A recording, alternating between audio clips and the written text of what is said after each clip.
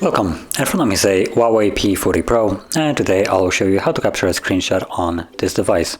So to get started, you want to open up the content that you wish to screenshot, which for me I'm just going to use the home screen. As you can see what it's open right now. And there's two ways of capturing it, so I'm going to show both ways, starting off with the one that is located in the notification panel. So once it's open, you just need to pull down the notification panel and press the screenshot button right here. You'll get this animation, and then you also, if you're doing this for the first time, you'll get a couple hints how you can use this. So swipe up to share, swipe down to make a scrollable one. So that is the first one. And the second way you can capture a screenshot is by holding power key and volume down, and basically the effect is the same. Now also, while we're on that subject of scrolling, I'm going to show you how the scrollable screenshot works. So let's just find something that is actually scrollable. What is a good option?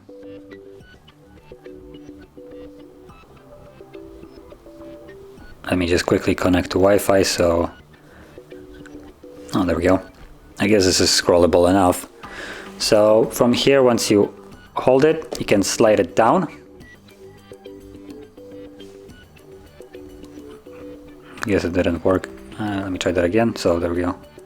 Okay, now stop on allow, and we'll start moving it down. Now right here there was not much room for moving it, but it would go down until you basically press on the top on the home screen, and then it will stop at the time you tap on the not on the home screen but on the screen itself, or once it reaches the end, as it did in here. And as you can see, it captured the entire screen right now, along with whatever was beyond it, by scrolling down. And from there, all you need to do is press the save button right here, and you're done. And if we go now into the gallery app, whatever that is, just give me a moment to actually locate that. There we go. I can go into screenshots, and we have all the screenshots that I have captured right here.